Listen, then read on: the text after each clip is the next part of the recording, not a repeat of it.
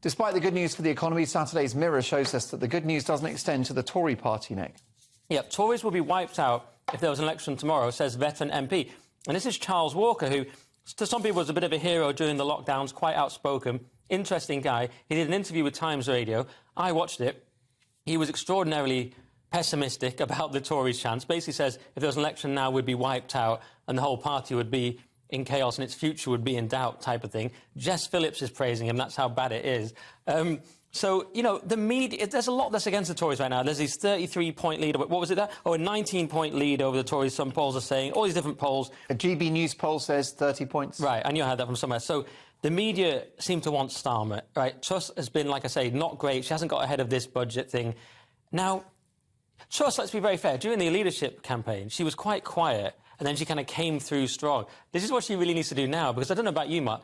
When the Queen died, sort of Boris took centre stage. Then we had Kwarteng, of course, with the budget taking centre stage. Starmer, with the Labour conference, sort of stood up and like made his stance. Truss, I feel like we haven't even really seen anything from Truss yet as leader. And it's all about, can she do it at the Conservative Party conference? To me, she has to come out with something extraordinary. Well, I think she's done quite a lot. The biggest tax cuts in 4 decades. You know what, but has she done a lot in terms of... Do you feel like she's really sort of present as Prime Minister? I feel like I've barely sort of seen her yet. Sure. I could be wrong. I think she's rationing her appearances. Is that the way to go, Jonathan? So you don't want to suffer from overexposure and kind of ram yourself down everyone's television throats. But yeah, I think it does seem to be, again, it's an issue of how much faith people have in her. Like you say, she's not really made any big, like, stage moves. She might have done quite a lot of economic stuff, but hasn't really made a splash in terms of, in everyone's minds, perhaps. She made a nice speech about the Queen. I thought she did very well in her first Prime Minister's questions.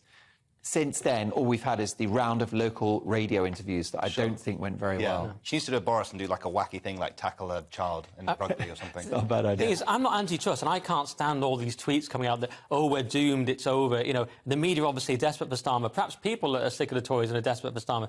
I'm not anti-Truss, but she does need to do something quite impressive at the conference. And also, what can she do about this budget? She can't go back, she can't really go forward. Does she sack Kwasi Kwarteng? Well, she hired her, so that doesn't look good either. So what can she do? It might be, if Charles Walker's right, it might be the Peter Hitchens finally gets his dream of destroying the Tory party and coming up with something new that's actually conservative and actually works. But I doubt that as well, because the Tories were in the wilderness when they had Michael Howard and everyone said it's over for them. But it wasn't over. They just came back with David Cameron and just became more left-wing and saved it that way. Very adaptable party.